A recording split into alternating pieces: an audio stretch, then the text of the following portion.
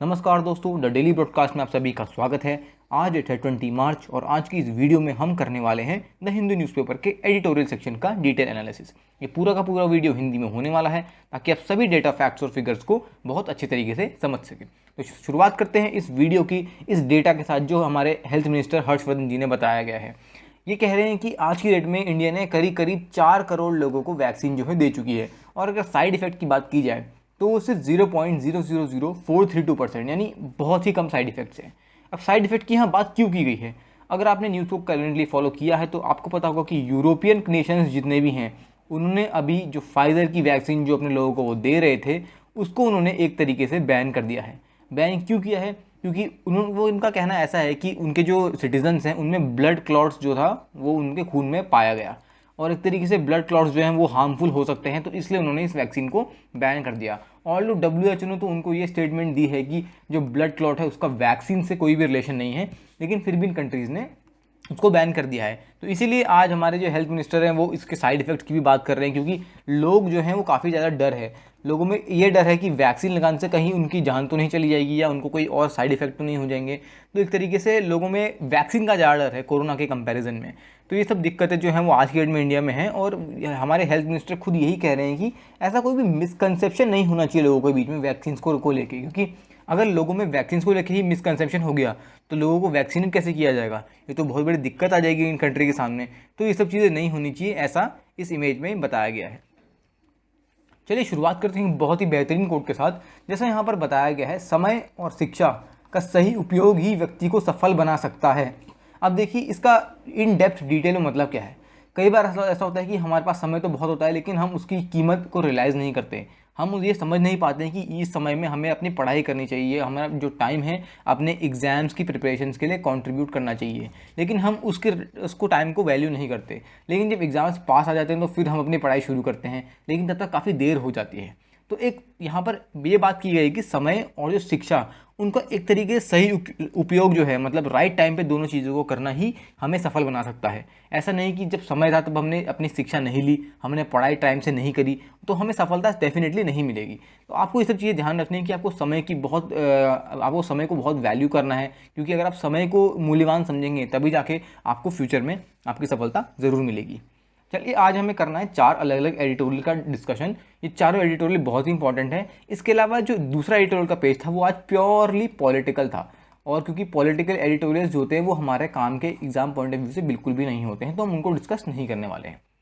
पहला एडिटोरियल आज की डेट में दिल्ली की जो कंडीशन है उसके बारे में बताता है कि आज की डेट में जो सेंट्रल गवर्नमेंट ने GNCTD बिल जो मतलब ला दिया गया है, उस बिल के अकॉर्डेंस में दिल्ली गवर्नमेंट को क्या क्या दिक्कतें हैं, और राइटर यहाँ किस तरीके से सरकार को क्रिटिसाइज़ भी कर रहे हैं, ये बताते हुए कि वो किस तरीके से दिल्ली की पावर को छीनने की प्रयास कर रहे हैं। तो ये इस आर्टिकल में बताया गया है। उसके बाद यहाँ पर आज के डेट में US, अफगान और तालिबान की जो कंडीशन है उसके बारे में बताया गया है, और क्या क्या फ्यूचर में डेवलपमेंट्स करने की ज़रूरत है, और अभी प्रेजेंटली क्या क्या कंडीशन है उसके बारे में बताया गया है। तो इसको भी हम बहुत डिटेल में डिस्कस करेंगे। यहाँ पर जो अभी US और चाइना के बीच में जो अलास्का में मीटिंग हुई, यहाँ पर उसकी प्रॉपर बात की गई है। बताया गया है कि किस तरीके से क्वाड की मीटिंग है जस्ट बाद ही US ने चाइना से मीटिंग करी है, और क्या क्या इसमें दिक्कतें हो सकती हैं, और इंडिया को एज ऑफ नाउ अभी क्या क्या करने की ज़रूरत है। तो इसको भी हम काफ़ी ज़्यादा डिटेल में डिस्कस करने वाले हैं। उसके बाद यहाँ पर वैक्सीन की बात की गई कि इंडिया आज के डेट में वैक्सीन का हब तो बन चुकी है, लेकिन हमें फ्यूचर में और क्या क्या चीज़ें करने की ज़रूरत है ताकि हम इसको एक बहुत नेक्स्ट लेवल पे ग्लोबली बहुत आगे लेके जा सकें और बाकी कंट्रीज़ को भी हेल्प कर सकें। तो यहाँ पर इस चीज़ की बात की गई है। चलिए स्टार्ट करते हैं पहले आर्टिकल के साथ, जिसका नाम है दिल्ली अंडरमाइंड। मतलब एक तरीके से दिल्ली को की मतलब आप कह सकते हैं उसको दबा दिया गया, उसकी इज्जत नहीं करी जा रही, ऐसा ये आर्टिकल कहना चाहता है। Bill to amend GNCTD act is roll back of the notion of representative government, यानी अभी जो सरकार केजरीवाल की सरकार है उसको एक तरीके से उनकी पावर कम कर देने की बात की गई है। तो यहाँ पर राइटर बता रहे हैं कि इस तरीके से जो केंद्र सरकार है वो आज के डेट में ऐसा लॉ ला रही है जो national capital territory of Delhi यानी NCTD का जो है उसमें एक तरीके से सुप्रीम कोर्ट के जो जजमेंट थे उसका इंटरप्रिटेशन लाने की बात कर रहे हैं। यानी वो कह रहे हैं कि जो भी बिल लाया गया है ये हम बिल उसी अकॉर्डेंस में लाए हैं जो हमें सुप्रीम कोर्ट ने कहा, जो सुप्रीम कोर्ट के प्रावधान थे हम उनके अकॉर्डेंस में ही बिल लाए हैं। लेकिन अब राइटर यहाँ कह रहे हैं कि आज के डेट में अगर एक कानून बन जाता है तो एक तरीके से जो कोर्ट जो कहना चाहता था ये तो बिल्कुल उसको अपोजिट ही चला जाएगा, क्योंकि ये क्या करेगा कि इलेक्टेड गवर्नमेंट जो है यानी केजरीवाल की जो सरकार है उसको स्ट्रेंथन ना करके एक तरीके से एलजी यानी जो लेफ्टिनेंट गवर्नर है उनको स्ट्रेंथ करेगा। और लेफ्टिनेंट गवर्नर इलेक्टेड नहीं है, वो तो अपॉइंटेड होते हैं। तो एक तरीके से जो जनता ने जिन सरकार को चुना है वो डिसीजन नहीं ले पाएगी प्रॉपर्ली, और जो इंसान अपॉइंटेड है यानी जो एलजी अपॉइंटेड हैं उनके हाथ में डिसीजन मेकिंग जो है वो आ जाएगी। अब यहाँ पर बता रहे हैं कि 4 जुलाई 2018 की जो कॉन्स्टिट्यूशनल बेंच थी उन्होंने ये कहा कि जो एलजी है यानी लेफ्टिनेंट गवर्नर है उनको कोई भी इंडिपेंडेंट डिसीजन मेकिंग की पावर नहीं है। इंडिपेंडेंट डिसीजन मेकिंग की मतलब वो अपने ही मन से डिसीजन नहीं बना सकते।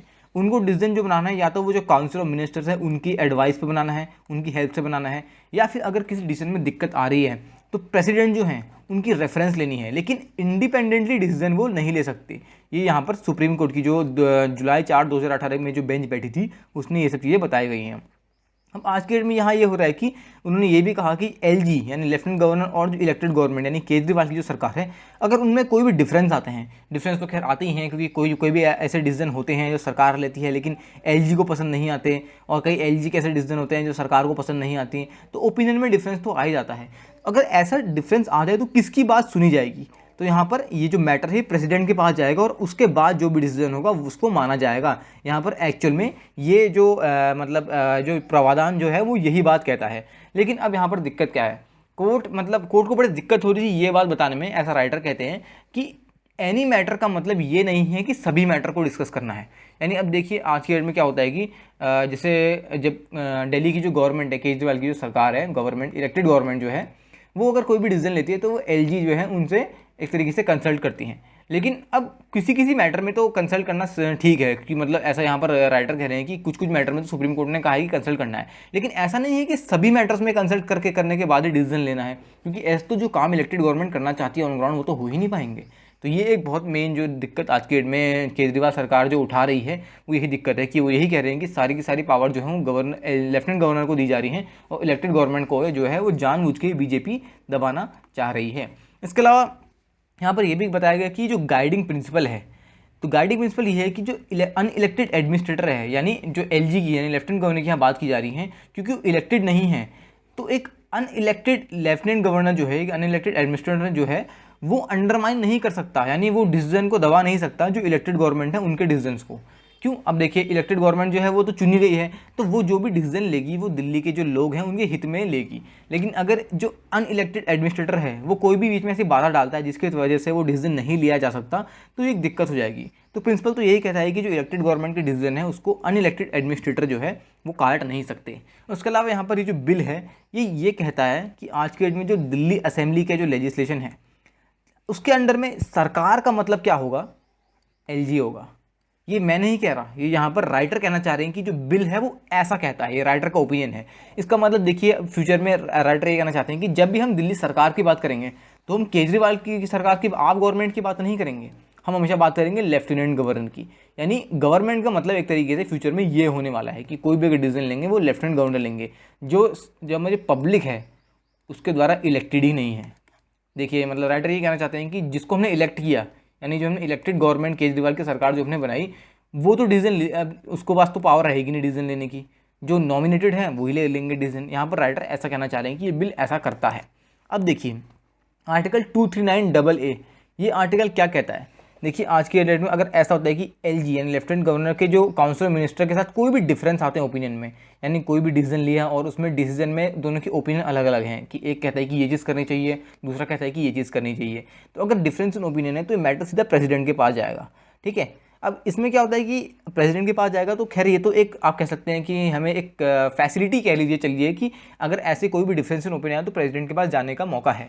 लेकिन इसका मतलब ये नहीं है कि एलजी जो है वो सभी डिसीजन में बिल्कुल अपोजिट डिसीजन दे। यानी अगर सरकार इलेक्टेड गवर्नमेंट कह रही है कि ये चीज़ करनी सही है तो एलजी ये कहे कि नहीं ये चीज़ सही नहीं है, हमें ये इस तरीके से चीज़ को करना चाहिए। यानी दोनों की ओपिनियन जो है वो एक तरीके से डिफर करते हैं। और ऐसा एक दो में तो चलेगा, चलो मान लिया जाए कि एक दो चीज़ों में ऐसा ओपिनियन में डिफरेंस आ रहा है कि ऐसी ऐसी चीज़ें करनी है और इसे रिजॉल्व नहीं हो पा रहा है तो प्रेसिडेंट के पास चले जाए। अगर जितने भी डिसीजन लिए जा रहे हैं, अगर 100 डिसीजन लिए जा रहे हैं एक महीने में और 100 के 100 डिसीजन में अगर प्रेसिडेंट के पास जाया जा रहा है तो ऐसा काम चल पाएगा क्या? ये आप ही मुझे बताइए। यही सेम चीज़ राइटर यहाँ भी कहना चाह रहे हैं कि आज के डेट में हर डिसीजन जो है उसमें एक डिफरेंस इन ओपिनियन क्यों आ रहा है? और ऐसा क्यों हो रहा है कि हर डिसीजन के लिए प्रेसिडेंट के पास जाने की ज़रूरत पड़ रही है? ऐसे थोड़ा सरकार मतलब चल पाएगी ऑन ग्राउंड। तो राइटर यहाँ ये कहना चाहते हैं कि ये जो बिल है ये एग्जैक्टली यही चीज़ करने की कोशिश कर रहा है कि एक तरीके से दिल्ली सरकार की पावर को कम कर रहा है और एलजी की पावर को बढ़ा रहा है, ताकि जितने भी दिल्ली सरकार के डिसीजंस हैं उनको एलजी एक तरीके से आप कह सकते हैं अंडरमाइन कर सके और काट सके। अब यहाँ पर जो यूनियन टेरिटरी का कंसेप्ट है वो एक तरीके से कैसा कंसेप्ट है? यूनियन टेरिटरी जो है वो स्टेट से बिल्कुल अलग होती है। आपने पॉलिटी में इनफैक्ट पढ़ा भी होगा, हम उसको यहाँ पर डिस्कस नहीं करने वाले हैं। राइटर ये बताना चाहते हैं कि यूनियन टेरिटरी का जो कंसेप्ट है वो बहुत तरीक़ों से इंडिया को रेगुलेट करता है। किस तरीके से? जो हमारे सेंटर, जो हमारा केंद्र है और उसकी जो यूनिट्स हैं, यूनिट्स कौन कौन सी? स्टेट्स और यूटी, ये जो यूनिट्स है इनके बीच में रिलेशंस जो हैं इनको एक तरीके से रेगुलेट करता है। लेकिन आज की डेट में जो चीज़ें हो रही हैं ये एक तरीके से जो इलेक्टोरल डेमोक्रेसी हमारी जो है, यानी जो हम सरकार चुनते हैं, उस डेमोक्रेसी को एक तरीके से सबवर्ट करता है, उसके डायरेक्शन को एक तरीके से चेंज करता है। यहाँ पर राइटर ये चीज़ कहना चाहते हैं। तो बेसिकली इसमें राइटर ने यहाँ पर गवर्नमेंट को क्रिटिसाइज एक तरीके से किया है। लेकिन आपको यहाँ पर क्या देखना है, आपको इसमें से सिर्फ कंस्ट्रक्टिव पॉइंट्स उठाने हैं। और कंस्ट्रक्टिव पॉइंट जो है उस पर हमने बात कर ली गई है कि किस तरीके से आज की डेट में जो गवर्नमेंट है उसके जो कंस्ट्रक्टिव पॉइंट यहाँ पर क्या हो सकता है। देखिए, अगर 100 डिसीजन, जैसे मैंने आपको एग्जांपल देखिए 100 डिसीजन एक महीने में लिए जा रहे हैं और 100 के 100 डिसीजन में एलजी और इलेक्टेड गवर्नमेंट में ओपिनियन में डिफरेंस आ रहा है, तो वो प्रेसिडेंट के पास जा रहे हैं। तो ये एक तरीके से गवर्नेंस में दिक्कत करेगा, डिसीजन मेकिंग में दिक्कत करेगा। तो हमें इस टाइप की जो प्रॉब्लम्स हैं उनको नहीं आने देना है। ये होता है कंस्ट्रक्टिव क्रिटिसिज्म। तो आपको इसको इस डायरेक्शन में देखना है, क्योंकि आप कहीं भी ऐसा नहीं बोल सकते कि सरकार, अगर स्पेशली आप किसी गवर्नमेंट जॉब के इंटरव्यू में जा रहे हैं या आप कहीं भी ऐसी जीडी दे रहे हैं किसी भी गवर्नमेंट जॉब के लिए, तो आप डायरेक्टली गवर्नमेंट को इस तरीके से क्रिटिसाइज ना कीजिए। ये तो मैं आपको अपना ओपिनियन देना चाहूँगा, क्योंकि ऑन ग्राउंड फॉर्मल इन्वायरमेंट में ये सब चीज़ें सही नहीं होती हैं। तो आपको कंस्ट्रक्टिव क्रिटिसिज्म देना है कि ये चीज़ें फ्यूचर में किस तरीके से इंप्रूव हो सकती हैं, आपको ये चीज़ बतानी है और ये चीज़ डेफिनेटली बहुत ज़्यादा मैटर करेगी। बढ़ते हैं अपने अगले आर्टिकल की तरफ, the message in Alaska from Washington to Beijing. अब यहाँ पर मैसेज, कौन से मैसेज की बात की जा रही है? अब देखिए मैं आपको बताता हूँ, अभी अलास्का में मीटिंग से कुछ टाइम पहले ही क्वाड की मिनिस्ट्रियल मीटिंग हुई थी, फर्स्ट टाइम हिस्टोरिकल मीटिंग। इस मीटिंग में काफ़ी ज़्यादा डेवलपमेंट्स की बात की गई कि किस किस तरीके से चाइना को काउंटर किया जाएगा, वैक्सीन जो है उसको किस तरीके से एक डिप्लोमेसी के फॉर्म में इंडिया आगे फॉरवर्ड करेगा, बाकी कंट्रीज़ किस तरीके से फंड करेंगी, ऑस्ट्रेलिया वैक्सीन को किस तरीके से डिस्ट्रीब्यूट करेगा, इन सब चीज़ों की बात की गई थी, जिसकी हमने प्रीवियस अपने एडिटोरियल्स में बात की भी की थी। लेकिन आज के डेट में क्या चीज़ हो रही है ऑन ग्राउंड? राइटर ने एक तरीके से कह सकते हैं यूएस को थोड़ा क्रिटिसाइज़ भी यहाँ पर किया हुआ है और बताया कि किस तरीके से क्वाड की जो पार्टनरशिप है वो एक तरीके से चाइना को काउंटर चैलेंज तो कर सकती है, लेकिन इंडिया के जो स्टेप है उसमें हमें बढ़ोतरी करने की और ज़्यादा ज़रूरत पड़ेगी। ऐसी बात क्यों की गई है, देखिए हम इसमें डिस्कस करते हैं। देखिए करीब करीब एक हफ्ते बाद ही, क्वाड के एक हफ्ते बाद ही, जो मार्च को 12 को मार्च हुई थी, सीधा सीधा यूएस जो है वो एक तरीके से अलास्का में चाइना के साथ एक तरीके से उन्होंने मीटिंग अपनी कर ली, करीब करीब सिर्फ एक हफ्ते बाद। और जो मैसेज था, एक तरीके से मैसेज इस तरह का था, अमेरिका इज़ बैक, यानी अमेरिका जो है चाइना के साथ जो अपने रिलेशन है उनको इन्हांस करने की बात कर रहा है। क्यों? क्योंकि देखिए चाइना जो है आज के दिन अमेरिका के सामने एक लीडर है। देखिए अगर दो कंट्रीज़, मान लो दो कंट्रीज़ एक ही टाइप की लीडर्स हैं, मान ली इमर्जिंग लीडर हैं बहुत अच्छी, और दोनों एक दूसरे के सामने बिल्कुल खड़े हो जाते हैं, तो उनको एक दूसरे को काउंटर करने में दिक्कतें होंगी। लेकिन अगर मान लीजिए दोनों मिल जाएँ, अगर दोनों कंट्रीज एक दूसरे के साथ मिल जाएँ और मिल के काम करें, तो मिल के पूरा वर्ल्ड जो है उसको चला सकती हैं। तो यही चीज़ यहाँ पर भी हो रही है कि अमेरिका जो है आज की डेट में चाइना के साथ अपने रिलेशंस को एनहेंस कर रहा है, ताकि जो उनके सामने जो उनका अपोजिशन लीडर है वो उसी को अपना दोस्त बना दें और आगे जाके चीज़ें जो है साथ कर पाएँ। अब देखिए अलास्का में जो है चाइना के डायरेक्ट मेंशंस तो मतलब एक तरीके से आप कह सकते हैं एब्सेंट थे, ठीक है। लेकिन यहाँ पर राइटर ये कहना चाहते हैं कि भले ही चाइना की डायरेक्ट जो मेंशंस थे वो एब्सेंट थे, लेकिन ब्रीफिंग जब हुई मीडिया की, यानी देखिए जब उनके मिनिस्टर से बात हुई, उनके नेशनल सिक्योरिटी एडवाइजर्स आपस में मिले और जितने भी डिप्लोमेट्स मिले, उन्होंने डायरेक्टली तो ऐसा कुछ क्रिटिसाइज़ नहीं किया, लेकिन जब ब्रीफली जब मीडिया सामने आई, तो जब उनको मीडिया को ब्रीफिंग की गई, तो मिस्टर सुलिवान जो थे वहाँ पर यूएस की तरफ से, उन्होंने क्वाड समिट के बारे में सारी पोल वहाँ पर सारा पिटारा खोल दिया। ऑल्दो खैर वर्ल्ड को तो पता ही है कि क्वाड मीटिंग में क्या क्या चीज़ें हुई, लेकिन फिर भी उन्होंने कैमरे के सामने सब कुछ जो क्वाड पार्टनर्स ने डिस्कस किया था वो बता दिया। ये भी बता दिया कि किस तरीके से क्वाड पार्टनर्स ने ये एक तरीके से कंसर्न रेज किया था, ये बात कही थी, ये ऑब्जेक्शन उठाया था कि चाइना जो है किस तरीके से आज की डेट में ऑस्ट्रेलिया को ट्रेड में परेशान कर रहा है, किस तरीके से जापान को सेंकाकू आइलैंड्स में उनका हरासमेंट कर रहा है, उनको दिक्कत कर रहा है, इंडिया को किस तरीके से बॉर्डर पे परेशान कर रहा है LAC पे। ये सब चीज़ें उन्होंने साफ साफ मीडिया के सामने रख दी। अब देखिए ऑन ग्राउंड ये सब चीज़ें करना सही नहीं है, क्योंकि एक तरीके से आप क्वाड में 4 कंट्रीज़ का अपना अलायंस बना के उनको हेल्प करने की बात करते हैं, और दूसरे तरफ से जो इन 4 कंट्रीज़ के जो दुश्मन हैं, यानी चाइना, आप उनके साथ दोस्ती करके उनको सारा का सारी चीज़ें जो ऑन ग्राउंड हुई थी बता दी जा रही हैं। और ये तो सिर्फ मीडिया के सामने ये सब चीज़ें बताई, ऑन ग्राउंड जब टॉक्स हुई होंगी मिस्टर वैंग और मिस्टर यांग के साथ, जो टॉक्स हुई जो चाइना की तरफ से थे, उस टाइम तो क्या क्या डिस्कस किया होगा ये हमें भी नहीं पता। तो देखिए किस तरीके से जो यूएस है आज की डेट में एक तरीके से दो तरह का रोल प्ले कर रहा है। आज की में दो तरह का रोल कैसे, हमारे साथ भी रिलेशन अच्छे मेंटेन कर रहा है क्वाड के पार्टनर्स के साथ, और चाइना के साथ भी रिलेशन अच्छे मेंटेन करने की कोशिश कर रहा है। ऑल्दो वो भी जानते हैं कि चाइना के रिलेशन जो है बाकी क्वाड कंट्रीज़ का बिल्कुल भी अच्छे नहीं हैं। इसके अलावा इंडिया की बात की गई है। अब देखिए क्वाड समिट से इंडिया के लिए क्या डेवलपमेंट है। पहले तो वैक्सीन इनिशिएटिव, क्यों, देखिए आपको पता होगा सीरम इंस्टीट्यूट ऑफ इंडिया, आप पहले मुझे आप कमेंट सेक्शन में ये बताइए प्लीज़ कि सीरम इंस्टीट्यूट ऑफ इंडिया जो है ये लोकेटेड कहाँ पर है। मैं आपको हिंट देता हूँ, ये महाराष्ट्र में लोकेटेड है। अब आपको मुझे कमेंट सेक्शन में बताना है एग्जैक्ट जगह पे कहाँ लोकेटेड है। तो सीरम इंस्टीट्यूट ऑफ इंडिया और भारत बायोटेक जो है उनको एक तरीके से जापान और यूएस जो है वो फंडिंग देंगे, किस चीज़ के लिए, वैक्सीन प्रोडक्शन से। कौन कौन सी वैक्सीन, कोवैक्सीन और कोविशील्ड, ये दोनों वैक्सीन जो है हम इंडिया में यूज़ कर रहे हैं और इन्हीं दोनों वैक्सीन के प्रोडक्शन की बात की जा रही है। और ये किसके इनिशिएटिव के अंदर हो रहा है, ये भी मैं आपको बताता हूँ, ये WHO के कोवैक्स इनिशिएटिव जो है, जहाँ पर हम काफ़ी सारा वैक्सीन को प्रोड्यूस करके अलग अलग गरीब देशों को सप्लाई करेंगे, ये उसके अंडर भी ये दोनों कंपनियां काम कर रही हैं। तो किस तरीके से यूएस और जापान जो है आज की डेट में फंडिंग करेंगे इन कंपनीज़ को, और ये कंपनीज बहुत ही भारी मात्रा में वैक्सीन बना के एक तरीके से अपनी वैक्सीन डिप्लोमेसी को आगे बढ़ाएंगी। और यही तो हमने इस करंट पैंडेमिक में किया है, तभी तो इंडिया की काफ़ी कंट्रीज़ में आज की डेट में इज्जत बहुत ज़्यादा बढ़ चुकी है। करीब करीब इंडिया ने 58 मिलियन डोज वैक्सीन की जो है वो ऑलरेडी हमने एक्सपोर्ट कर दी हैं, दूसरे देशों को भेज चुकी हैं। और करीब करीब कितने देशों को भेज चुकी हैं, 71 अलग अलग देशों को भेज चुकी हैं, जो एक बहुत बड़ा नंबर होता है। कुछ टाइम बाद ही हम सीधे 100 कंट्रीज़ में आ जाएंगे, हम एक तरीके से सेंचुरी ही मार देंगे अपनी वैक्सीन्स को अलग अलग कंट्रीज़ में डिस्ट्रीब्यूट करने के लिए। और ये डिस्ट्रीब्यूशन कैसे हुआ है, कॉमर्शियल शिपमेंट्स, ये कहाँ से आए, जैसा मैंने आपको बताया जो लॉजिस्टिक्स हैं यानी जो डिस्ट्रीब्यूशन है वो पूरा ऑस्ट्रेलिया करेगा। ऑस्ट्रेलिया का ये काम है कि जो पूरा वैक्सीन का प्रॉपर डिस्ट्रीब्यूशन होना है वर्ल्ड में, ये वो लोग करने वाले हैं। और देखिए जिसकी हमने भी बात करी, गवी की जो कोवैक्स इनिशिएटिव है यानी जो WHO का ही है, एक तरीके से इस इनिशिएटिव के अंदर हम इतने ज़्यादा वैक्सीन की जो है उतनी उसकी डिप्लोमेसी को फॉलो कर रहे हैं।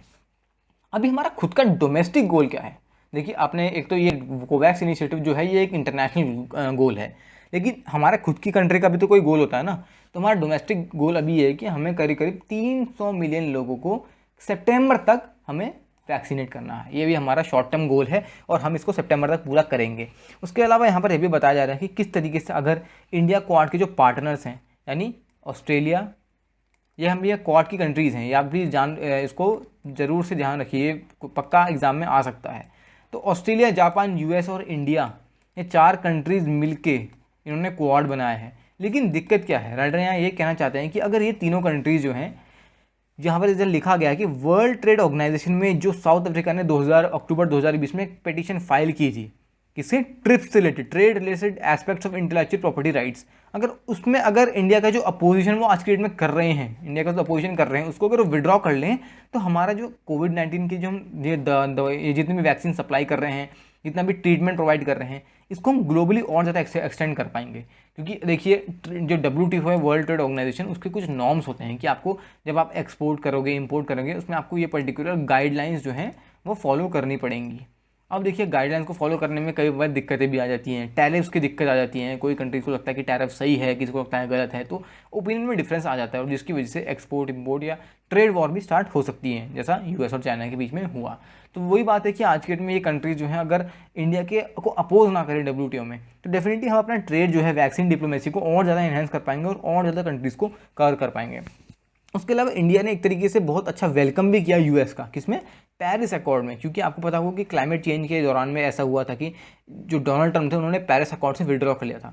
लेकिन अब जैसा मैंने आपको बताया कि जो बाइडेन की जो पॉलिसी है वो डोनाल्ड ट्रंप से बिल्कुल ही अलग है, क्योंकि डोनाल्ड ट्रंप और जो बाइडेन की पॉलिसी बिल्कुल अलग अलग है। तो जो बाइडेन जो है आज के डेट में ईरान न्यूक्लियर डील में भी पूरा का पूरा आने की कोशिश कर रहे हैं। उसके अलावा जो पेरिस अकॉर्ड जो इसकी यहाँ पर बात की गई है उसमें भी जो बाइडेन जो है वो अमेरिका को दोबारा लाना चाह रहे हैं, क्योंकि उनको अमेरिका के जो क्लाइमेट कमिटमेंट्स हैं उनको एक तरीके से पूरा करने की आप कह सकते हैं उनको पूरा करना ही करना है उनको, क्योंकि डेफिनेटली अमेरिका एक डेवलप्ड कंट्री है और अगर वो इन सब चीज़ों को फॉलो नहीं करेंगी तो पूरे वर्ल्ड में क्या मैसेज जाएगा। एक इंपॉर्टेंट चीज़ है। तो आज की डेट में ये सब चीज़ें ऑन ग्राउंड हो रही हैं और किस तरीके से हम देख सकते हैं कि इंडिया जो है फ्यूचर में इन सब जो वैक्सीन की डिप्लोमेसी है इसको और ज़्यादा बढ़ाने वाला है। उसके अलावा देखिए आज की डेट में इंडिया की तो जो है चाइना पर डिपेंडेंसी बहुत ज़्यादा है। ऑल तो आपको पता होगा कि हमारे चाइना के साथ हमने काफ़ी ज़्यादा चीज़ें ट्रेड को बैन किया कर दिया है, काफ़ी उनकी ऐप्स को बैन कर दिया है, काफ़ी ज़्यादा हमारे रिश्तों में कड़वाहट आ चुकी है। लेकिन आपको पता होगा कि हमने करीब करीब 77,000 बिलियन डॉलर्स का अभी ट्रेड रिसेंटली हुआ था और ये पूरे वर्ल्ड में 1 नंबर पे था, पहले नंबर पे था। यानी इंडिया का 2020 में भी इतने सारे कॉन्फ्लिक्ट होने के बावजूद भी चाइना ही टॉप ट्रेडिंग पार्टनर रहा। देखिए ये इसे क्या कहते हैं, एक तरीके से मजबूरी कहते हैं। क्यों? चाइना जो है इंडिया के कंपैरिजन में ज़्यादा डेवलप्ड है और क्योंकि चाइना ज़्यादा डेवलप्ड है तो उनका प्रोडक्शन भी ज़्यादा है, तो वो और कंट्रीज़ को एक्सपोर्ट करते हैं। अब मान लीजिए कि अगर हम चाइना के साथ अपना ट्रेड बिल्कुल ही एंड कर देते हैं तो चाइना को कोई बहुत ज़्यादा लॉस होने नहीं वाला है, क्योंकि वो करीब करीब 2 या 3% ही इंडिया के साथ ओवरऑल ट्रेड करते हैं। लेकिन इंडिया को बहुत ज़्यादा लॉस हो जाएगा क्योंकि हमारा मेजर जो ट्रेड फ्लो करता है वो चाइना से ही फ्लो करता है। तो वही बात यहाँ पर मतलब रखी गई राइटर ने कि अगर कोई भी कंट्री इंडिया को हेल्प करेगी चाइना पे की जो टेलीकम्युनिकेशन है उस पर डिपेंडेंसी कम करने में, कैसे? आपको पता होगा कि हमारे जो आज के डेट में कंट्री में जितने भी स्मार्टफोन मार्केट हैं उनमें से मोस्टली चाइना द्वारा ओन है। तो डेफिनेटली अगर कोई और कंट्री कहती है कि वो चाइना जैसी मार्केट हमें इंडिया को प्रोवाइड करेगी तो हम चाइना से हट के उस कंट्री को के पास चले जाएंगे। उसके अलावा रेयर अर्थ मेटल्स यानी जैसे आपको पता होगा कि अभी अरुणाचल प्रदेश में वेनेडियम और यूरेनियम की जो है खोज वो करी जा रही है और डेफिनेटली ये सब चीज़ें हमारे इंडिया में प्रेजेंट हैं, बस हमें ढूंढने की इनको ज़रूरत है, हमें प्रॉपर रिसोर्सेज एलोकेट करने की ज़रूरत है ताकि हम इनको निकाल पाएँ। तो अगर इसमें भी इंडिया की कोई हेल्प करता है तो बहुत अच्छी बात होगी। इंडिया एक ऐसी अकेली क्वाड कंट्री है जिसकी चाइना के साथ लैंड बाउंड्री है, क्योंकि बाकी जितनी भी कंट्रीज़ हैं ऑस्ट्रेलिया, जापान, यूएस, इनकी प्रॉपर लैंड बाउंड्री इतनी ज़्यादा नहीं है। इनफैक्ट आप कह सकते हैं ऑस्ट्रेलिया और यूएस की तो है ही नहीं, तो इनकी प्रॉपर लैंड बाउंड्री इतनी है ही नहीं जितनी इंडिया की है। इंडिया तो आज के दिन में तभी तो इंडिया के जो गलवान वैली कॉन्फ्लिक्ट हुआ इसलिए तो हुआ, किसके लिए? जो लैंड बॉर्डर था, जो लैंड डिस्प्यूट था उसी के लिए तो हुआ प्रॉपर। और आज की डेट में तो इंडिया के कई पार्ट्स में चाइना ने रोड तक बना दी है, इतनी तक बात पहुंच चुकी है। अब देखिए बात यहाँ पर ये है कि जिसका इंडिया और चाइना का जिनका कॉन्फ्लिक्ट इतना बड़ा है वो तक एंगेज नहीं हो रहे हैं टॉक्स में, और यूएस जो है वो चाइना के साथ एक तरीके से दोस्ती बढ़ाने में लगा हुआ है। चीज़ें कितनी अपोजिट चल रही हैं। तो यहाँ पर राइटर बता रहे हैं कि जो एलएसी में जो वॉयलेंस हुआ उसके 3 लॉन्ग टर्म इम्पैक्ट हुए इंडिया पे। क्या हुए? पहला से सरकार ने बहुत ज़्यादा एक्सपेंडिचर जो है अपने रिसोर्सेज पे, अपने ट्रूप्स पे, अपने इंफ्रास्ट्रक्चर पे एलोकेट कर दिया। बहुत ज़्यादा पैसा अब डिफेंस के लिए जाने लगा है क्योंकि किसी भी तरीके से हम एलएसी को जो है अनमैन्ड यानी इस तरीके से छोड़ नहीं सकते। उसके अलावा इंडिया की जो सबसे बड़ा थ्रेट है किसके अकॉर्डिंग? इंडियन आर्मी जो चीफ हैं जनरल मनोज मुकुंद नरवणे साहब, उनके अकॉर्डिंग जो सबसे बड़ा थ्रेट है वो है चाइना और पाकिस्तान दोनों एक साथ। क्योंकि देखिए दोनों ही इंडिया के दुश्मन हैं और जो 2 दुश्मन होते हैं वो एक दूसरे के दोस्त होते हैं। सिंपल सी बात है, जो इंडिया के जो 2 दुश्मन होंगे आपस में दोस्त ही होंगे। वही हाल चाइना और पाकिस्तान का भी है। तो आर्मी चीफ के अकॉर्डिंग ये एक ट्रू फ्रंट सिचुएशन है। हमें अकेला चाइना से ही डील नहीं करना, हमें पाकिस्तान से भी डील करना है। उसके अलावा इंडिया की आज की डेट में आप कह सकते हैं नॉर्थ में ही दिक्कतें नहीं हैं। मैरीटाइम कमिटमेंट भी इंडिया के बहुत सारे हैं। क्यों? आपको पता होगा कि चाइना जो है वो स्ट्रिंग ऑफ पर्ल स्ट्रैटेजी से इंडिया को काउंटर करने की कोशिश कर रहा है। तो डेफिनेटली हमें मैरीटाइम जो हमारे बाउंड्रीज हैं वहाँ पर भी बहुत ज़्यादा निगरानी रखने की ज़रूरत है और उसको प्रोटेक्ट करने की ज़रूरत है ताकि वहाँ किसी टाइप का इन्वेजन ना हो। इसके अलावा इंडिया की जो चॉइस है क्वाड स्ट्रैटेजी की, वो इस तरीके से गाइड होगी कि हमारी जो फ्रेंडशिप है इन 4 कंट्रीज़ के साथ, यूएस, जापान और ऑस्ट्रेलिया, ये बिल्कुल बरकरार रहे और हम सीज़ में भी काफ़ी अच्छा आगे रखे कोऑर्डिनेशन करते रहें प्रॉपर्ली, ताकि जो चीज़ें हैं वो प्रॉपर्ली मेंटेन हो। और चाइना के साथ जो है यूएस अपने आप अगर इंगेज हो रहा है तो होता रहे, लेकिन हमें इंडिया के साथ जो हमारी पॉलिसी है हमारी इंडिया की, उसको हमें प्रॉपर्ली मेंटेन रखना है। चलिए बढ़ते हैं अगले आर्टिकल की तरफ। ये आर्टिकल बताता है, जैसे इसका टाइटल है चेजिंग पीस। किस चीज़ के पीस की बात की जा रही है? तालिबान, अफगानिस्तान, यहाँ पर इनकी बात की जा रही है। क्यों? डोनाल्ड ट्रंप के आपको टाइम में आपको पता है कि एग्रीमेंट हुआ था कि मई 1 तक जितने भी यूएस के ट्रूप्स हैं अफगानिस्तान में उनको विड्रॉ कर दिया जाएगा और बदले में तालिबान जो है वो जितनी भी टेररिस्ट एक्टिविटीज़ हैं उनको छोड़ देगा। लेकिन आज क्या ऐसी चीज़ें हो रही हैं? बिल्कुल भी नहीं हो रही हैं। इनफैक्ट तालिबान उतना ही इंगेज है जितना वो पहले भी था। तो ऑन ग्राउंड चीज़ें फेल होती हुई दिखाई दे रही हैं, तो इसलिए अब अपनी स्ट्रैटेजी जो है वो चेंज करने की ज़रूरत है। तो जो पीस कॉन्फ्रेंस हुई थी रशिया के मॉस्को में, वहाँ पर अफगान गवर्नमेंट और तालिबान के रिप्रेजेंटेटिव जो थे वो एक तरीके से एग्जाम्पल लाते हैं आज की डेट में कि अफगानिस्तान का जो फ्यूचर है वो कैसा होने वाला है, वो भी कब? मई 1 की डेडलाइन के बाद। मई 1 की डेडलाइन क्यों? क्योंकि मई 1 ही डोनाल्ड ट्रंप ने डेडलाइन सेट की थी जब वो यूएस के ट्रूप्स को फुल्ली अफगानिस्तान से बाहर विड्रॉ कर लेंगे। लेकिन अब देखिए पिछले 20 साल से ये चीज़ें जो दिक्कतें हैं चली जा रही हैं, तालिबान अफगानिस्तान के इशू, आज की डेट तक इतने सारे हथकंडे अपना लिए, कुछ भी हमें इफेक्ट दिखाई नहीं दिया। तो राइटर ये कह रहे हैं कि एक सिंगल डे कॉन्फ्रेंस में क्या उखाड़ लिया जाएगा, कुछ भी तो फर्क पड़ा नहीं है। उसके अलावा अफगानिस्तान का जो कॉन्फ्लिक्ट है वो सिर्फ यूएस तालिबान और ये यूएस तालिबान और अफगानिस्तान का खुद का नहीं है। ये जो कॉन्फ्लिक्ट है ये रशिया, चाइना, इंडिया, पाकिस्तान, इन सब का भी है। क्यों? तभी तो आज की डेट में जब तालिबान की जो डील होने वाली है उसमें इनको भी इनवाइट किया जा रहा है, क्योंकि देखिए तालिबान से जो ये आतंकवादी संगठन जितने भी चल रहे हैं ओवरऑल वर्ल्ड में दिक्कतें कर रहे हैं, तो इनको एलिमिनेट करना ज़रूरत है, तभी तो पूरे वर्ल्ड में पीस आ पाएगा। तो यहाँ पर देखिए अब हो क्या रहा है कि एक कंसेंसस बनाने की ज़रूरत है इन सब कंट्रीज़ में, और एक इस प्रॉपर जो कंसेंसस है यही अफगानिस्तान और तालिबान को एक प्रॉपर ट्रैक में लाने में हेल्प करेगा। अब देखिए जो बाइडन जो है आज के डेट में जो अफगानिस्तान की स्ट्रैटेजी है उसको रिव्यू करने वाले हैं, और वो उन्होंने एक स्टेटमेंट भी दे दी कि उनके लिए बहुत टफ होने वाला है 1 मई के डेडलाइन में यूएस के जितने भी ट्रूप्स हैं उनको तालिबान से अफगानिस्तान से विड्रॉ करना हुआ। अब देखिए यहाँ पर एक तरीके से जो बाइडन ये मैसेज दे रहे हैं कि जो डेडलाइन रखी है उसमें तो वो प्रॉपर ट्रूप्स को निकाल नहीं पाएंगे।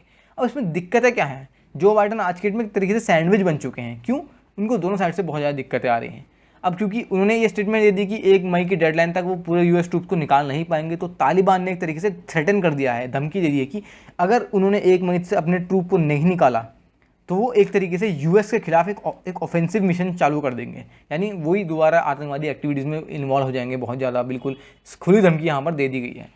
तो देखिए अगर आज के डेट में जो बाइडन अपने ट्रूप्स को जो है यूएस के जो ट्रूप्स जो हैं उनको अफगानिस्तान से बाहर खींच लेती है, तो देखिए वहाँ पर प्रॉब्लम ये आ सकती है कि तालिबान जो है वो दोबारा ये सब दिक्कत है जो आतंकवादी एक्टिविटी जो है उनमें और ज़्यादा इन्वॉल्व हो सकता है। और अगर यूएस ट्रूप्स को नहीं खींचता है तो तालिबान ने धमकी तो दे ही दी है। तो देखिए आज के डेट में जो बाइडन जो है वो बिल्कुल घिर चुके हैं, दोनों साइड से उनके सामने दिक्कतें खड़ी है और उनको सोल्यूशन दिखाई नहीं दे रहा। इसीलिए तो वो उन्होंने रशिया, इंडिया, पाकिस्तान, जापान, इन जो कंट्रीज़ को है इसलिए तो इनवाइट किया है ताकि जो भी चीज़ें ऑन ग्राउंड हो, जो भी मीटिंग्स हो, वो पूरा ग्लोब यानी एक तरीके से पूरा वर्ल्ड देखे, सबके सामने हो, ताकि कल को कोई भी ऐसे एलिगेशंस नहीं लग सकते कि यूएस ने ऐसी ऐसी चीज़ें करी ऑन ग्राउंड, एक प्रॉपर डिसीजन नहीं लिया, ये सब चीज़ें ना हो। उसके अलावा देखिए यहाँ पर जो यूएस है उन्होंने ऑलरेडी अफगान गवर्नमेंट को ये कह दिया है कि उनको तालिबान के साथ पावर शेयर करनी चाहिए, यानी एक पॉलिटिकल कंसेंसस की यहाँ बात की जा रही है, क्योंकि मिलिट्री कंसेंसस जो है वो तो एक तरीके से फेल होता हुआ दिख गया। तो अब पॉलिटिकल जो कंसेंसस है उसी की बात की जा रही है। डिप्लोमेसी तो यहाँ हो पाएगी नहीं, कहाँ हो पाएगी डिप्लोमेसी? अफगानिस्तान में खुद ही इतनी ज़्यादा दिक्कतें हैं और तालिबान के साथ डिप्लोमेट बात करके क्या करेंगे? तो एक तरीके से वो कह रहे हैं कि तालिबान को अपनी गवर्नमेंट में एक तरीके से कुछ पावर दे दो, तो इसलिए तालिबान शांत हो जाएगा। एक तरीके से रशिया ने भी इस टाइप का ही आइडिया दिया है कि आज की डेट में जो तालिबान है उसको अफगान गवर्नमेंट ने प्रॉपर पावर देनी चाहिए ताकि एक नेसेसरी कॉम्प्रोमाइज़ पे दोनों कंट्रीज़ पहुंच सकें। कंट्रीज़ तो नहीं, दोनों जो पार्टीज़ हैं वो एक नेसेसरी कॉम्प्रोमाइज़ से पहुंच सकें और गवर्नेंस जो है राइट डायरेक्शन में जाए। अब जितने भी तालिबान के जिहादी ग्रुप हैं उन्होंने अफगानिस्तान में 1996 से 2001 के बीच में बहुत ज़्यादा एक्सट्रीमिज़म, बहुत ज़्यादा वॉयलेंस, बहुत मारकाट और जो बेसिक ह्यूमन राइट्स हैं उनका सप्रेशन, लोगों को काफ़ी ज़्यादा परेशान किया है, उनके ह्यूमन राइट्स का आप कह सकते हैं वॉयलेशन बहुत ज़्यादा किया हुआ है। तो ये सब चीज़ें बहुत ज़्यादा दिक्कतें तो हैं और इसीलिए तो यूएस को जो है भरोसा नहीं आ रहा तालिबान पे। उसके अलावा यहाँ पर ये भी बताया जा रहा है कि किस तरीके से तालिबान जो है आज की डेट में किसी ना किसी कॉम्प्रोमाइज़ में तो आएगा ही आएगा। अगर उनको ऑन ग्राउंड अगर पावर दी जाए अफगान गवर्नमेंट में, तो डेफिनेटली ये प्रायोरिटी टॉक्स जो हैं वो आगे जाके फ्यूचर में हेल्प करेंगी। तो बेसिकली ये चीज़ हो रही है और यूएस तो खैर काफ़ी ज़्यादा दिक्कतों में फंसा हुआ है बीच में। अब देखते हैं फ्यूचर में जब ऑन ग्राउंड टॉक्स होंगी तो देखते हैं क्या प्रायोरिटी होने वाली है। और यहाँ पर राइटर जब प्रायोरिटी की बात करते हैं तो बोल रहे हैं कि मेन प्रायोरिटी यहाँ पर क्या होनी चाहिए है, जितने भी अफगानी लोग हैं उनके राइट्स की प्रोटेक्शन। मेन बात ये है क्योंकि देखिए तालिबान और अफगानिस्तान के बीच में टसल तो है, लेकिन बीच में पिट कौन रहा है? अफगानी लोग पिट रहे हैं जिनका कोई कसूर ही नहीं है। तो मेन इस मीटिंग में ये मुद्दा होना चाहिए कि जितने भी अफगानी लोग हैं उनके राइट्स का प्रॉपर्ली प्रोटेक्शन होना चाहिए, तभी जाके चीज़ जो है वो सही डायरेक्शन में जाएंगी। अब इस आर्टिकल में इंडिया की वैक्सीनेशन जो प्लान है उसकी यहाँ पर बात की जा रही है। कैसे? अब राइटर यहाँ बता रहे हैं कि इंडिया जो है एक प्रॉपर प्रोग्रेस कर रहा है कोविड-19 के वैक्सीनेशन एफर्ट्स में, लेकिन हमें और भी कई सारे गैप्स जो हैं उनको कवर करने की ज़रूरत है। कैसे? अब देखिए राइटर यहाँ बताना चाह रहे हैं कि इस तरीके से 1/3 वैक्सीनेशन जो है वर्ल्ड में वो आज के दिन में इंडिया अकेले ही कर चुका है, यानी इतना ज़्यादा वैक्सीन का डिस्ट्रीब्यूशन हो चुका है। लेकिन ये एक तरीके से बेबी स्टेप्स हैं, यानी काफ़ी छोटे कदम हैं हमारी वैक्सीन डिप्लोमेसी के लिए। क्यों? क्योंकि हमें इतने ज़्यादा लोगों को अभी कवर करने की ज़रूरत है, बहुत ज़्यादा पॉपुलेशन है। और इंडिया की खुद की बात करो तो एडल्ट पॉपुलेशन, ध्यान रखिए ये अकेली पॉपुलेशन नहीं है, ये सिर्फ एडल्ट पॉपुलेशन की बात कर रहे हैं, और एडल्ट पॉपुलेशन में सिर्फ 3.2% लोगों को ये भी वैक्सीनेट किया गया है। देखिए अभी हमारी जो कंट्री है उन्होंने मार्च 15 तक 2.6 मिलियन डोजेस पर डे तो दे चुकी हैं, लेकिन एक तरीके से अगर एवरेज की बात की जाए तो 100 लोगों में 0.11 का ही एवरेज है, यानी 100 लोगों में करीब करीब एक इंसान भी अभी वैक्सीनेट नहीं है। तो वैक्सीनेशन का रेट जो है, ऑल्दो वैक्सीन का प्रोडक्शन काफ़ी ज़्यादा हो रहा है, लेकिन जितनी हमारी पॉपुलेशन है उस हिसाब से चीज़ें जो हैं काफ़ी स्लो चल रही हैं। जैसा राइटर यहाँ बता रहे हैं कि अब कोविड-19 के केस जो है इंडिया में अलग अलग पार्टों में बहुत ज़्यादा बढ़ रहे हैं, तो हमारे पास टाइम बहुत कम है, क्योंकि आप देखिए केस जब ज़्यादा बढ़ रहे हैं तो ज़्यादा लोगों को वैक्सीनेट करने की ज़रूरत है। अभी इंडिया जो है वो करीब करीब 10 मिलियन लोगों को पर डे वैक्सीनेट कर सकता है, लेकिन अभी हमें मेन चीज़ जो हमारे सामने है वो में वल्नरेबल लोग, यानी जिन लोगों को ज़्यादा दिक्कतें हो सकती हैं, हेल्थ वर्कर्स, सीनियर सिटीजन्स, जितने भी पुलिस लोग वाले हैं, उन सबको जो अभी वैक्सीनेट करने की ज़रूरत है पिछले अगले 2-3 महीनों में, ये हमें ज़्यादा करने की ज़रूरत है कंपेयर टू ओवरऑल पॉपुलेशन को वैक्सीन करने की ज़रूरत। लेकिन इन सब चीज़ों को करने में क्या चीज़ ऑन ग्राउंड चाहिए? हमें अपनी जो स्पीड है उसको करीब करीब 5 गुना बढ़ाना पड़ेगा। इसको आप याद कर लीजिए प्लीज़ कि करीब करीब हमें 5 गुना स्पीड को बढ़ाना पड़ेगा, तब भी हम जाके इंडिया की जो 130 करोड़ की पॉपुलेशन है उसको पूरे के पूरे तरीके से वैक्सीनेट कर पाएंगे। अब देखिए यहाँ पर राइटर ये कहना चाहते हैं कि इसको हम बढ़ा कह सकते हैं, प्राइवेट हेल्थ फैसिलिटीज़ जो हैं उनको भी ऑन ग्राउंड इंक्लूड करके हम करीब करीब और ज़्यादा डॉक्टर्स और हेल्थ वर्कर्स हैं उनको काम पे लगा सकते हैं। तो एक तरीके से हम और 7 से 8 मिलियन डोज जो हैं वो और ज़्यादा कवर कर पाएंगे कंपेयर टू जो अभी हमारा रेट चल रहा है। इसके अलावा हम ये भी देख सकते हैं यहाँ पर किस तरीके से बताया गया है कि अब जो 10 मिलियन डोज पर डे हैं उसमें इंडिया के पास एक रीजनेबल स्टॉक पाइल तो वैक्सीन का है। तो यहाँ पर राइटर बता रहे हैं कि किस तरीके से सरकार को आज की डेट में अलग अलग मैन्युफैक्चरर्स को ऑन ग्राउंड इंक्लूड करने की ज़रूरत है, और इन मैन्युफैक्चर को इंक्लूड करने के बाद भी रैपिड स्टडीज़ की ज़रूरत है। और ये रैपिड स्टडी वो साइंटिस्ट करने वाले हैं जो वैक्सीन पे रिसर्च कर रहे हैं, ताकि इंडिया के जो सिटीजन हैं उनकी सेफ्टी भी इंश्योर्ड रहे, और इंडिया के जो लोग हैं उनकी इम्यूनिटी के हिसाब से क्या वो वैक्सीन फ़ायदेमंद हो रही नहीं हो रही है, ये चीज़ भी ऑन ग्राउंड पता चल जाए। इनफैक्ट रशिया जो है उनकी जो अपनी खुद की स्पुतनिक वैक्सीन है वो एक तरीके से इंडिया में क्लिनिकल ट्रायल में चल ही रही है, लेकिन रशिया में तो वो प्रॉपर यूज़ में है। तो देखिए इसका एक बहुत अच्छा एग्जांपल है जो स्टेटमेंट अभी हमने ऊपर डिस्कस किया कि इंडिया के जो साइंटिस्ट हैं वो उस पर प्रॉपर रिसर्च भी करते रहेंगे, और साथ ही कुछ कुछ लोगों को वैक्सीन ऑन ग्राउंड दी भी जाएगी, ताकि जो वैक्सीन का रेट है वो बढ़ता भी रहे। इंडिया आज की डेट में एक बैलेंस बना रहा है किस चीज़ में? वैक्सीन की प्रॉपर सप्लाई में बाकी देशों को। क्यों? क्योंकि हमारे पास आज की डेट में हमारी एक जिम्मेदारी है कि हमें उन लोगों को तो सेव करना है, और हमारी मजबूरी भी है कि हमें अपने लोगों को भी लाइफ सेव करनी है।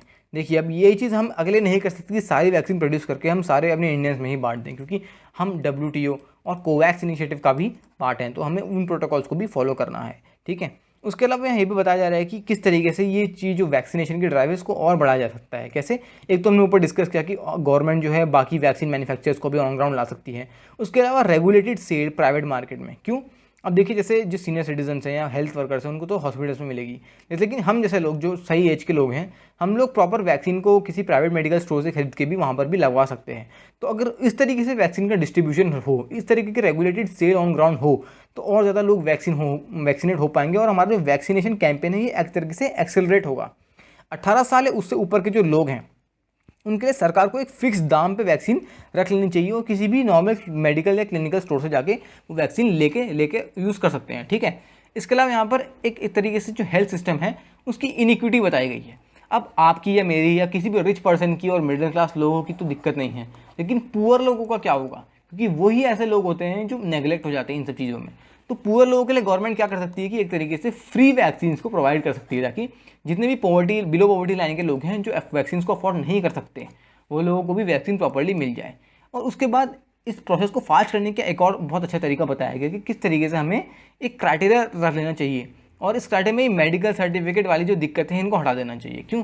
देखिए जितने मेडिकल, अगर मान लीजिए डॉक्टर कहे कि वैक्सीन को लगाने से पहले आपको एक प्रॉपर हॉस्पिटल से मेडिकल सर्टिफिकेट लेके आना है, आप मेडिकल सर्टिफिकेट लेके आएंगे तभी जाके आपको वैक्सीन लगेगी।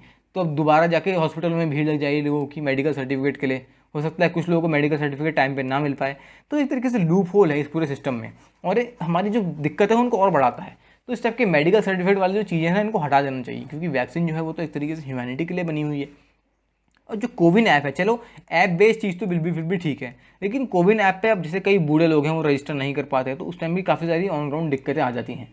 तो इस टाइप की जो चीज़ें हैं उस टाइप के लोगों के लिए इनको हटा देना चाहिए और सिंपल ऑफलाइन यानी बिना किसी रजिस्ट्रेशन के जाइए, वॉक इन वैक्सीनेशन करना चाहिए, ताकि जो ऑन ग्राउंड अगर किसी भी क्लिनिक में जाओ आप वैक्सीन आपको मिल जाए। तो ये सब ये ऐप का बेस जो काम हो रहा है और जितना भी डॉक्यूमेंटेशन मेडिकल सर्टिफिकेट वाला काम है ये सब झाड़ हट जाएगा। ऑल तो मेरा पर्सनल ओपिनियन है कि कोविन ऐप वाला जो सीन है ये बहुत अच्छा है, क्योंकि ये डिजिटल इंडिया जो है वो हमारा काफ़ी फास्ट है कंपेयर टू ऑफलाइन जो हम काम करते हैं उससे तो काफ़ी ज़्यादा फास्ट है। लेकिन राइटर यही कह रहे हैं कि simple offline walk in vaccination होना चाहिए और उसके बाद जो डेटा है वो पेपर बेस्ड कलेक्शन उसका वहीं पर होना चाहिए। अब राइटर ये भी बताया जा रहे हैं कि क्योंकि डॉक्टर्स और नर्स उतनी ज़्यादा तो नहीं है, तो जो आशा वर्कर्स हैं उनको हमें ऑन ग्राउंड लगाना चाहिए। अब आशा वर्कर्स को क्यों, देखिए कि आशा वर्कर जो है उनको भी आज की डेट में ट्रेन किया जा रहा है कि किस तरीके से हेल्थ फैसिलिटीज़ में उनको काम करना चाहिए, वैक्सीन किस तरीके से देनी है, प्राइमरी हेल्थ सेंटर्स में और जो प्राइमरी स्कूल है वहाँ पर कैसे कैसे इन प्रोटोकॉल्स को फॉलो करना है। तो उनको एक तरीके से इन सब चीज़ों का आइडिया है। तो करीब करीब रूरल एरियाज़ में हमारे पास 1000 की पॉपुलेशन के लिए एक आशा वर्कर है, भले ही कम है लेकिन कंपेरेटिवली कुछ ना होने से तो बहुत अच्छा ही है ना। तो ये सब चीज़ें ऑन ग्राउंड करने की ज़रूरत है। तो जब ये सब जो लोग हैं एक साथ मिलेंगे तभी जाके वैक्सीनेशन प्रोग्राम है जो एक्सिलरेट होगा और सही डायरेक्शन में जाएगा, ताकि ज़्यादा से ज़्यादा लोग जो हैं वो एक तरीके से वैक्सीनेट हो पाएँ। उसके अलावा यहाँ पर एक पुराना हमारे डेटा की बात की गई है। देखिए आप इसको भी मेमोराइज कर लीजिए कि वर्ल्ड हेल्थ ऑर्गेनाइजेशन के साथ इंडिया ने कोऑर्डिनेट करके किस तरीके से 2014 में पोलियो को अपनी कंट्री से तो इरेडिकेट किया ही, उसके अलावा ग्लोबल यानी पूरे वर्ल्ड से भी पोलियो को हटाने में बहुत ज़्यादा हेल्प करी हो। इसके लिए इंडिया बहुत माना भी जाता है। देखिए यहाँ पर ये मेंशन नहीं किया लेकिन मैं आपको बता देता हूँ कि 2014 में इंडिया ने अपनी कंट्री से यानी इंडिया से पोलियो को एक तरीके से पूरी तरीके से एलिमिनेट कर दिया था, यानी 2014 में इंडिया पोलियो फ्री हो चुका था। तो देखिए राइटर यहाँ अंत में यही कहना चाहते हैं कि जो हम प्रोग्रेस कर रहे हैं कोविड-19 वैक्सीनेशन के लिए वो काफ़ी ज़्यादा अच्छी है, लेकिन सफिशिएंट नहीं है हमारा अब जो गोल है उसको अचीव करने के लिए। हम अभी काफ़ी अचीव कर रहे हैं लेकिन हम बेस्ट और कर सकते हैं और हमारे पास इतनी कैपेबिलिटी है कि हम सच में फ्यूचर में इन सब चीज़ों को बढ़ा के इस वर्ल्ड को एक सही डायरेक्शन में ले जा सकते हैं। तो इस आर्टिकल में ये सब चीज़ें डिस्कस की थी। तो ये था इस एडिटोरियल का पूरा डिस्कशन। आई होप आपको ये एडिटोरियल पसंद आया होगा। अगर आपके कोई भी डाउट्स हैं या आपको कोई भी ऐसी क्वेरीज हैं तो प्लीज़ आप उसे कमेंट सेक्शन में ज़रूर ड्रॉप कीजिए। इससे आप भी सीखेंगे और मैं भी उन क्वेश्चंस का आपको आंसर करूँगा ताकि आपको क्लैरिटी मिले। उसके अलावा अगर आपने इस वीडियो को अभी तक शेयर नहीं किया है प्लीज़ इस वीडियो को अपने फ्रेंड्स के साथ शेयर कीजिए, क्योंकि नॉलेज जो है वो शेयर करने से ही इंक्रीज़ होती है। अगर आपने इस वीडियो को लाइक नहीं किया तो डेफिनेटली वीडियो को लाइक भी कर दीजिए और चैनल को जरूर सब्सक्राइब कर दीजिए ताकि आपको इस टाइप के एडिटोरियल वीडियोज़ और न्यूज़ जो हैं वो विदिन 30 to 40 मिनट्स टाइमिंग में आपको ब्रीफली मिल जाए। तो आज की वीडियो के लिए इतना ही। Thank you very much. Have a great day.